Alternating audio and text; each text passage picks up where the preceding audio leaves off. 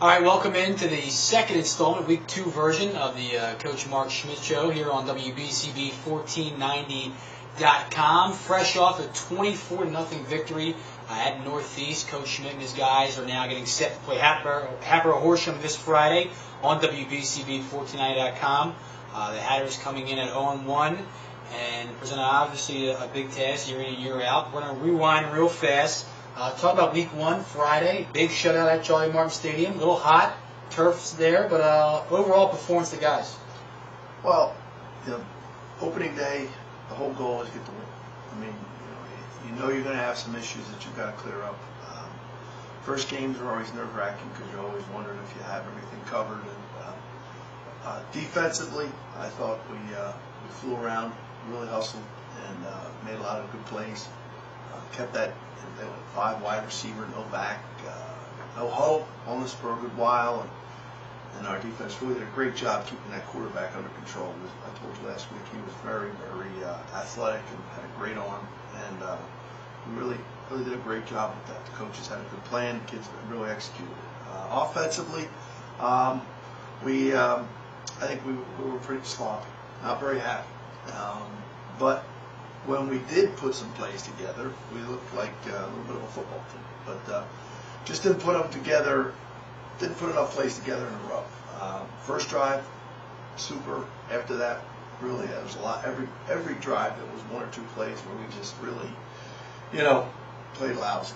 And very happy with the start of our special teams. Our covered, we blocked the punt. Mechanisms and mechanics were pretty good, so all in all, just a lot to improve on, especially this week with a whole new opponent being Hatboro, a totally different kind of an offense that our defense has prepared for, and offensively we've got to play much better. Talk about the defense, and we'll kind of start then and then go over with the offense. The defense was led by a tremendous effort from the front four. Really, a lot of pressure that we saw on Daquan Bohannon was from the Lukes, the McKenzies.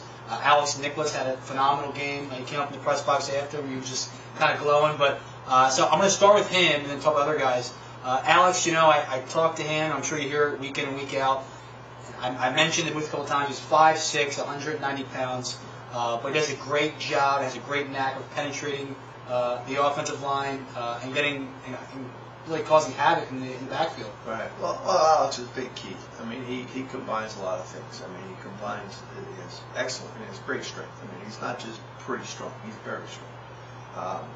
He's very quick. He's one of the faster kids on our team, and he has a work ethic and he has a motor that just doesn't shut off. And that's Alex. And when we kind of halfway through the season last year, we went from being pretty big up front and in the middle and kind of stout, trying to hold up the people. And now all of a sudden we kind of became a little more of a penetrating attitude and penetrating personality, and it's reaped some benefits. I mean, we've really been able to do some good things with it. People are having a hard time having a plan for him, and which allows our guys off the corner to stay single blocked, and we've been working, and they're good athletes, and some guys off the edge that I'm real happy with. And Mike Palmer really flew around. He compliments Alex in the middle, and those two guys, Alex kind of penetrated, and Mike kind of sat behind and kept, he was kind of secondary contain on this guy. He made some great side of the play. So, I'm real happy with the front. And again, when they got the ball out to the flats, they got some yards by some short routes and a couple of guys running around. But we got them on the ground, and we got them to play a full series, and we were able to make a play or two. And it was a good start to our year. And on film, there's also a lot of things that we've got to get better at. You mentioned you saw an offense you probably wouldn't see a lot this year. It was a pistol set. They went 4 and 5 wide sometimes. Really unique offense that you kind of knew you were going to see. You had certain idea what they were going to do. It had to feel good when they came out of the second half, and Coach Jim Adams in Northeast kind of abandoned the pistol for maybe a quarter or so and tried to go back to conventional pro set I form. That had to feel good for your defense and Coach Neil French and all the guys on D. It does. And I mean, J.Y. and Ball has the coverage to set. Neil, handles the fronts with Tom Coates and Aaron Lynch and Dave Ferreira. They had a great plan for all the what-ifs. We've been working on it at all the different stages. Watched the post scrimmages, got to know these guys' personalities, and we had a plan for everything. And I thought our inside guys when they came straight ahead with the run game, we answered them pretty well straight ahead. And overall, I'm happy with our performance there. The one positive maybe is that we talked in training camp and at the Irish Rover about how we thought maybe your secondary was ahead of the curve maybe from your interior guys. Did that bode well? I guess week one you had a team that was going to throw at you. Gate and Nate and Devin and Trokin and Cole, a lot of reps with guys throwing a lot at them. You probably won't see it the next couple of weeks. Well, the key there is getting lined up in the second, getting in the right coverages based on what they're doing, and that's Cole. I mean, Cole sets that up, and I've been happy with him since the first day he walked out in camp. He just has a whole different attitude this year, and he very rarely is he corrected for his calls. I mean, he's sharp. He got us lined up, and that's the whole key. I mean, really, you're lined up and you're ready to go, and you're in the right coverage. And then you play the coverage when the ball snaps. That's what we're coached to do, and I think they're coached very well by Jay. And that gives you such a good advantage because you feel confident about what you're doing. If you're out of position and they overload you and we're in the wrong coverage, then obviously there's the mismatches. So Cole got us where we had to be, and our guys reacted pretty well. All right, defense is great, but you got to score to win games as well. Yeah. And we had some week one, I guess, things that I don't want to say are accustomed week one, but some fumbles, some miscues, some things, guys. Like you said, it's week one. The jitters are going. But you found some things that I feel were important. You found at least one guy that you feel is a feature back in Nate Hall. I think did a pretty good job. They ran pretty hard. And we mentioned all off season. I'm sure you heard it here. Who's going to play Sean? Who's going to be the next Sean? But I think the good thing is you may have 2 or 3 guys we talked about, Devin and Trokin and Nate. And late in the game, DeAndre Paul looked good as well. He's a good player. And, unfortunately, Matt twisted up his knee a little bit. We've got 2 good young backs that I'm excited about. And that gives us some flexibility because those other 3 guys that you just mentioned are part of our defensive secondary. So if we can kind of really create some depth there and really kind of come at people with a couple different angles and have fresh legs and have all 5 of those guys can run. And so it's kind of something that we're happy to have. We've got to take our time and get everybody settled in and make sure we're all coached up. We just can't jump in there and create a big pot of stew. We've got to make sure we set things right. The biggest thing from week one offensively, you want to see an improvement on in week 2? I think our execution. I mean, a good series. We had a couple good plays every series, but then we'd have something that a motion penalty, or we missed an assignment. The guy came clean, or we didn't get back up. We didn't get up on that. Didn't finish certain things, and we really spent a lot of time on the film session on Saturday, going over that with our guys. And I mean, we pounded on them. Even Monday when we came back in afterwards, I took the tight ends and the fullbacks, and we went back and reviewed some things based on what we're doing, and they understand it now. And I said, look, I think the mark of a good team is how well you improve from 1 to 2. And I'm anxious, I'm a little nervous, but I'm very hopeful with the start of our. Having practice yesterday morning, our guys came ready to work, and it's a different offense. The veer, the offense option, and the whole ride and the quarterback and the pitch, and it requires now a little different type of personality. So, and then offensively, we've got to be able to put the ball in the zone to get those chances. We had too many chances we didn't take advantage. We're going to talk about Apra Horsham in a few minutes. We'll lastly talk about from week 1 your 24-0 win over Northeast, the quarterback position. You rotated a couple guys in. I talked about it during the game. At times, it looked great. You kind of picked and choose who you wanted, when you wanted, and it worked. Is that something you think is going to be a week-to-week basis as far as who's going to be the guy and what situations?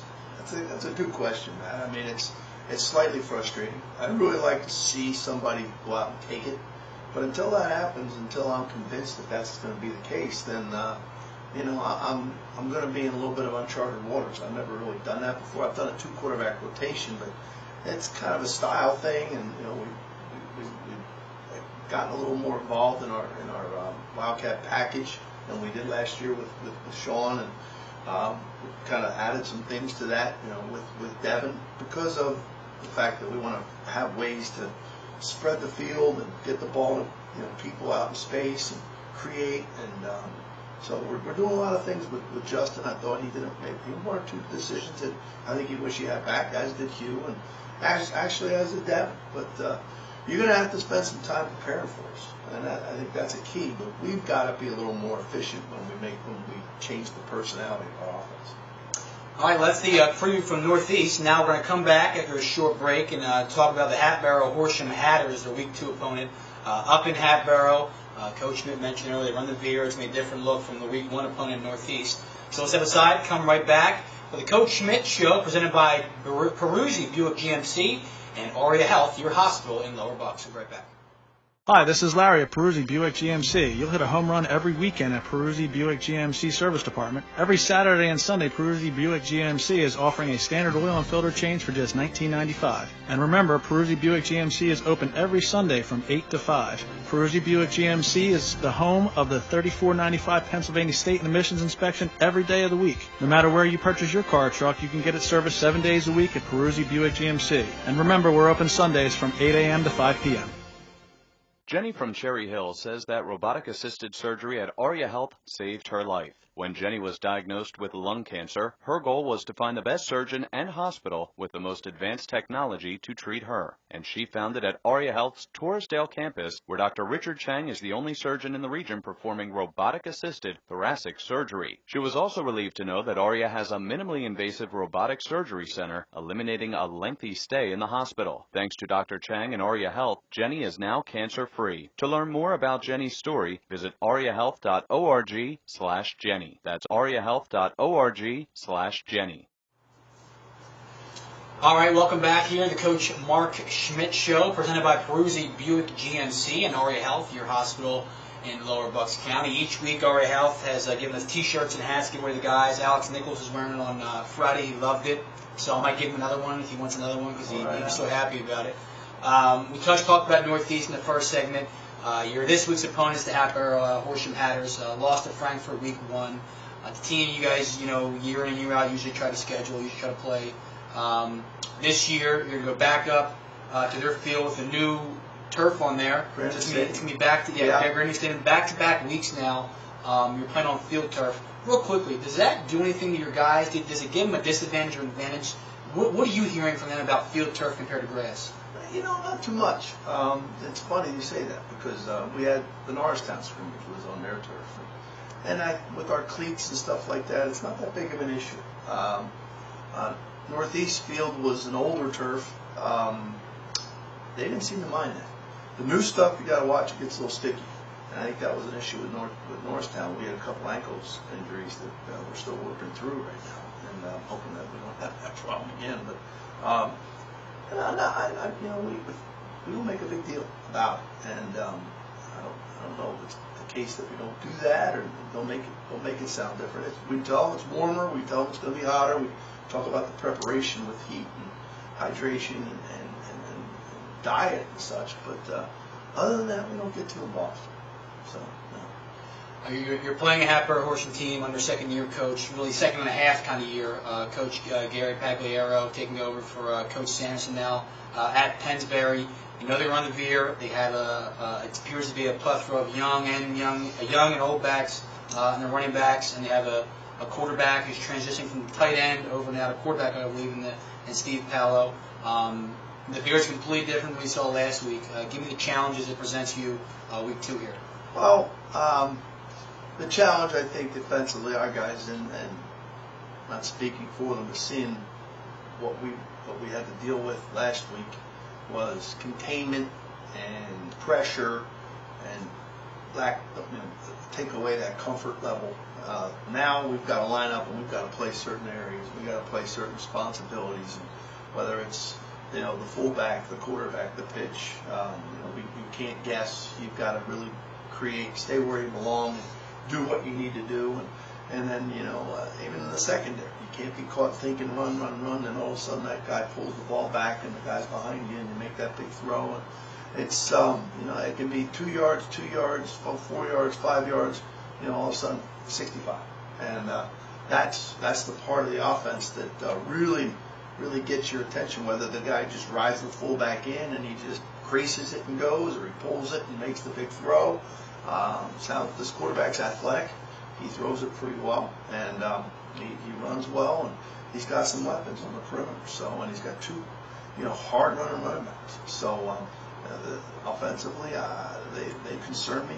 Defensively, they really, challenge you up front with putting people up in there. They take away the run and challenge you to get the ball out and get on the perimeters and such. And so we've got to really do a good job inside with our seals, because they like to bring a lot of linebackers and blitzing and apply pressure and play man coverage. And we've got to beat that coverage, and we've got to create some things that take a little. The defense did us a huge favor last week, and we've got to try to return it this week. We've got to get some good drives going, keep them off the field, take advantage of good field position if and when we get it, and the things that we really didn't do consistently last week. Yeah, you mentioned the challenges with the Mirro offense. The good thing is, and you touched on it earlier, is that for lack of better words, you guys don't have a lot of unathletic kids on defense. Even your interior linemen are pretty athletic, whether it's Alex McKenzie, Mike Palmer. These are guys that can go laterally pretty well. Right. Luke on the edge. How much of an advantage is that now against a team of Mirro where they want to do the trickery and try to push at the edge and stuff like that? The big issue there is,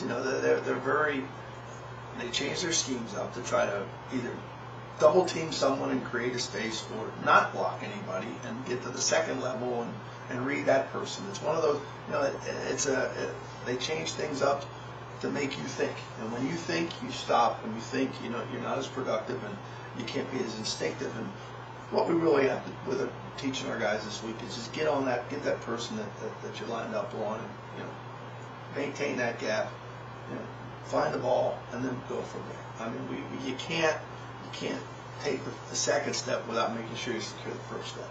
They played Frankfurt last week, lost, I believe, 32-20. Frankfurt's a very good football team. We'll see them as well on BCB taking on Pennsbury as well. They're a good team.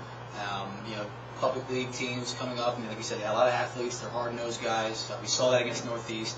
The one thing at Hatboro is obviously they're in a new transition with a new coach. Right. And you've kind of been in that position before, where you come to a program, it's your first or second year. In college, they say it maybe takes 2 years to get your program your own stamp. Right. In high school, you kind of feel that same way. How long does it take to get your own program, kind of your own stamp? Well, I think you want to get your personality out to them. That's certainly important. Gary's a great guy. I do know him personally. He's a very good, and the players love him. He's very well liked in the community, in the school, and obviously everywhere else. And he's really solid person, and his players really buy into what he's trying to do, and they play very hard every week. I mean, last year they played us, and it was a dogfight all the way to the end, and we were fortunate to get out of that one.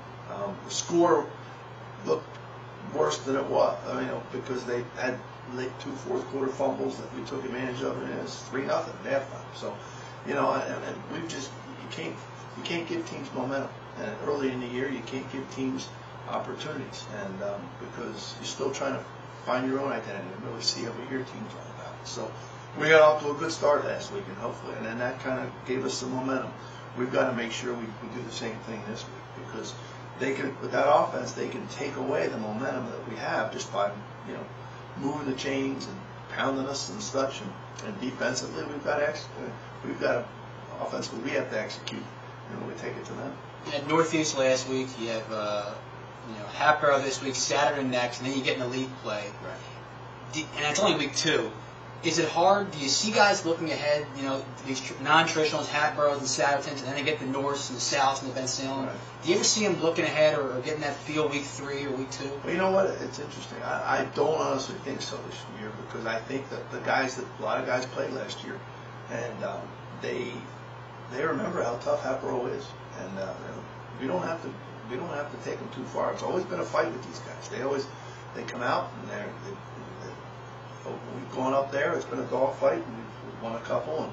But we try to keep it pretty close to the vest. We don't really discuss anybody who we're playing, and that's something that I think our staff prides ourselves in. We never get ahead of any of that stuff. And the person that does is going to hear from me, because you know, the last thing we want to do is do that. And basically, we don't get ahead of the next play. So we're in day 2 right now of Apro. We're getting ready for defensive practice, and you know, hopefully it doesn't rain anymore so we can go out. If not, we're going in and we're going to work on it. So that's our job. We're going to end every show we do every week, and you'll see it on WBC14.com. This is his favorite part, Coach Mark Schmidt. It's 3 questions with Coach Schmidt. Last week we had an issue, so we couldn't air it. I saw it. Me and you talked about it, so it's going to be a personal thing between us that I won't share with listeners. This week they'll get a first glimpse of it. We had some technical issues last week with it. So this is technically the first installment of 3 questions with Coach Mark Schmidt. If you have questions you want to answer this guy, you can be anonymous. You want to Mark from Langhorne. Email me, Matt with 2 T's at WBCB1490.com. I was talking to Coach Neil French's dad. He was looking forward to this segment. It's his favorite part of the whole show. So I got to get going. So last week's didn't air? Just between me and you. It didn't air. Really? So yes, you're very lucky. This week will. I'm more than happy to repeat it. I like those questions. They're pretty good, man. I'll throw it in there. I like that one. First question, do you have a pregame meal or a food game day you're gonna munch on before a game? That I do not eat. You don't eat? At all.